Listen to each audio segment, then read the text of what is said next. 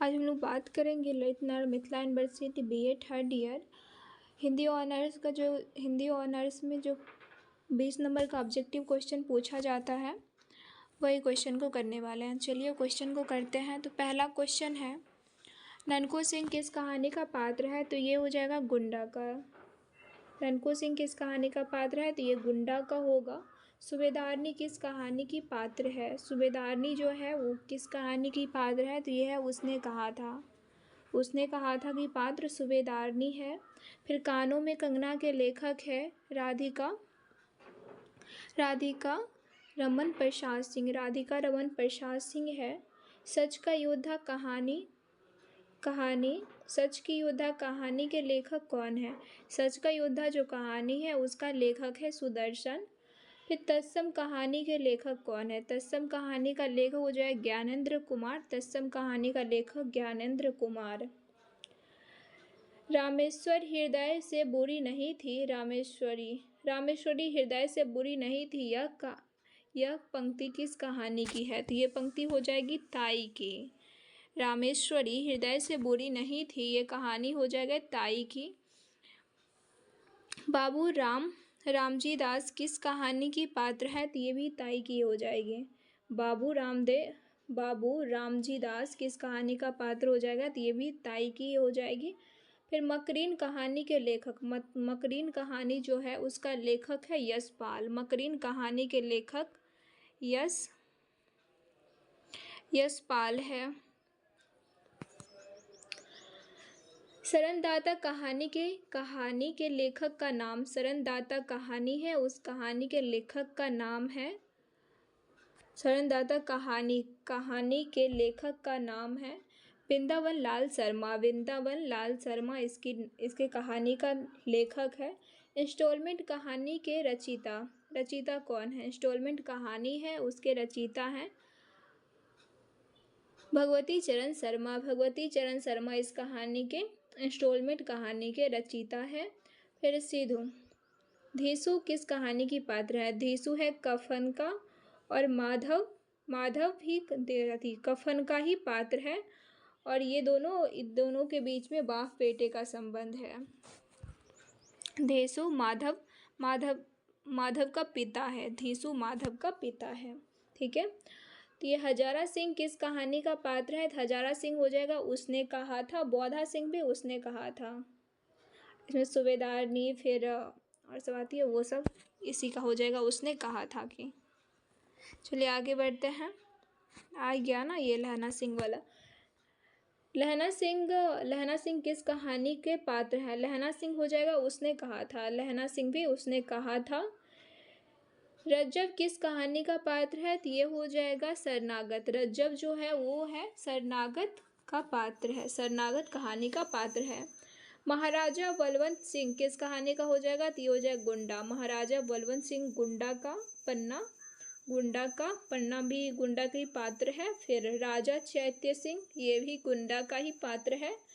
फिर योगेश्वर किस कहानी का पात्र है? तो योगेश्वर हो जाएगा कानों में कंगना का।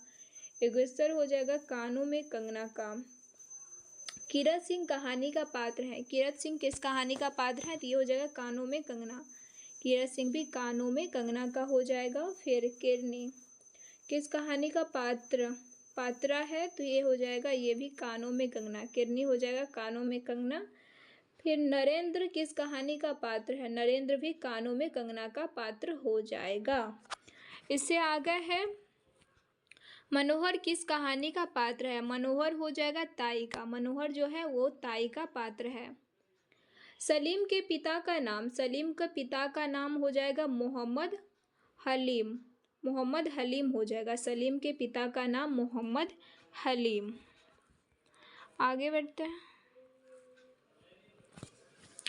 सलीम का मित्र है अमर। सलीम जो है उसका मित्र है अमर का मित्र है सलीम। प्रोफेसर शांति कुमार है तो ये है कर्मभूमि के पात्र है। प्रोफेसर शांति कुमार है ये है कर्मभूमि के पात्र है। कर्मभूमि के लेखक कर्म भूमि के लेखक है चथी प्रेमचंद्र। कर्म भूमि जो लिखा गया है किनके द्वारा लिखा गया है, तो लिखा गया है प्रेमचंद्र के द्वारा। कर्म भूमि के मुख्य पात्र, कर्म भूमि के मुख्य पात्र कौन सा हो जाएगा, मुख्य पात्र हो जाएगा कर्म भूमि के मुख्य पात्र अमरकांत। अमरकांत हो जाएगा। कर्म भूमि के मुख्य पात्र अमरकांत हो जाएगा। सुखदा कौन थे, सुखदा कौन था, सुखदा कौन था, तो कौन है, तो ये हो जाएगा अमरकांत की बहन। अमरकांत जो है उसका बहन है, अमरकांत का बहन। फिर शांति कुमार पात्र है, शांति कुमार पात्र है, तो ये हो जाएगा कर्म भूमि का। शांति कुमार पात्र हो जाएगा कर्म भूमि का पात्र हो जाएगा। आत्मानंद पात्र है, आत्मानंद पात्र है, तो ये हो जाएगा ये भी कर्म भूमि का ही। फिर काले खा पात्र है, कर्म भूमि का ही हो जाएगा। दंडयायन किस कहानी का पात्र हो जाएगा, तो ये हो जाएगा चंद्रगुप्त का। दंडयायन है वो चंद्रगुप्त का हो जाएगा। फिर सुखदा की चर्चा किस कृति में की गई है, सुखदा की चर्चा की गई है कर्म भूमि में, सुखदा की चर्चा की गई है कर्म भूमि में। ठीक है, आगे बढ़ते हैं। सुखदा खुदाराम कहानी के लेखक कौन है, खुदाराम कहानी का लेखक हो जाए पांडे वैचन शर्मा। खुदाराम कहानी का लेखक हो जाएगा पांडे वैचन शर्मा। तत्सत कहानी, तत्सत किसकी कहानी है, तत्सत कहानी किसकी हो जाएगा, तो ज्ञानेंद्र कुमार की। तत्सत कहानी हो जाएगा ज्ञानेंद्र कुमार की। कानों में कंगना के लेखक राधिका रमन प्रसाद सिंह। कानों में कंगना जो कहानी है उसका लेखक है राधिका रमन प्रसाद। चंद्रगुप्त नाटक चंद्रगुप्त नाटक के कितने अंग हैं, चंद्रगुप्त नाटक के कितने अंग हैं, किधर गया, कितने अंग है, तो ये हो जाएगा 4। चंद्रगुप्त नाटक के कितने अंग है, तो ये हो जाएगा 4। कर्म भूमि का सलीम कौन सा अधिकारी है, कर्म भूमि में जो सलीम है वो अधिकारी है आईसीएस अधिकारी है। मनोरमा का संबंध किस नाटक से है, मनोरमा का संबंध किस नाटक से है, तो ये हो जाएगा सिंदूर की होली से। मनोरमा का संबंध है सिंदूर की होली से। सलीम किस उपन्यास का पात्र है, सलीम किस उपन्यास का पात्र है, तो ये हो जाएगा कर्म भूमि का। सलीम किस उसने उपन्यास का पात्र है, ये हो जाएगा कर्म भूमि का। अमरकांत के पिता का क्या नाम है, अमरकांत जो है वो उसके पिता का नाम है समरकांत। अमरकांत के पिता का नाम है समरकांत। दिव्या उपन्यास का लेखक, दिव्या जो उपन्यास है उसके लेखक कौन है, तो ये है यशपाल। दिव्या उपन्यास के लेखक हो जाएगा यशपाल। फिर आगे बढ़ते हैं। यशपाल के बाद दिव्या का प्रकाशन वर्ष, दिव्या कहानी का प्रकाशन वर्ष हुआ था 1945 में। दिव्या कहानी जो है उसका प्रकाशन वर्ष 1945 में। दिव्या की ऐतिहासिक पृष्ठभूमि है बौद्धकालीन। दिव्या की ऐतिहासिक पृष्ठभूमि बौद्धकालीन है। दिव्या की रचना का प्रेरणा स्रोत है समकालीन भारत। दिव्या की रचना का प्रेरणा स्रोत है समकालीन भारत। दिव्या बौद्धकालीन उपन्यास है, हाँ दिव्या बौद्धकालीन उपन्यास है। दिव्या के पात्र ऐतिहासिक है काल्पनिक, ये हो जाएगा काल्पनिक। दिव्या में जो पात्र है वो सभी काल्पनिक है, ऐतिहासिक नहीं है।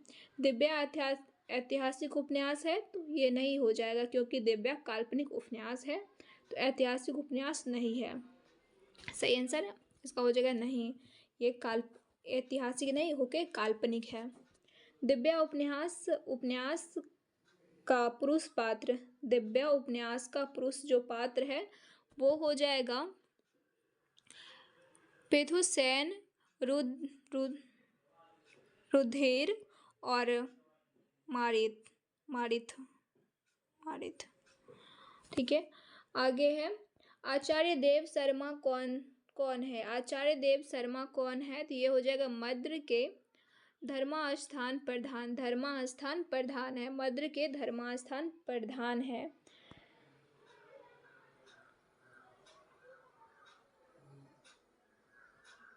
पेशत कौन है? पेशत कौन जगह? पेशत वेद परंपरा के दास हैं, वेद परंपरा के दास है। दिव्या उपन्यास की कथानायिका, दिव्या जो उपन्यास है उसकी कथानायिका है दिव्या ही है। दिव्या उपन्यास की कथानायिका दिव्या ही है। फिर आगे है, दिव्या की मूल समस्या क्या है? दिव्या की मूल समस्या हो जाएगी नारी मुक्त की समस्या। दिव्या की मूल समस्या नारी मुक्त की समस्या।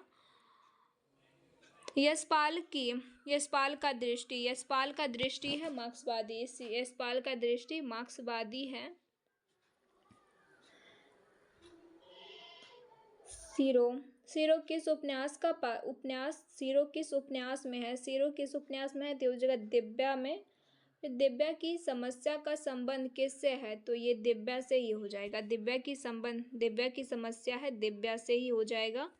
इसका और क्वेश्चन अभी बाकी हुआ है तो नेक्स्ट पार्ट में कंप्लीट कर देंगे, ठीक है।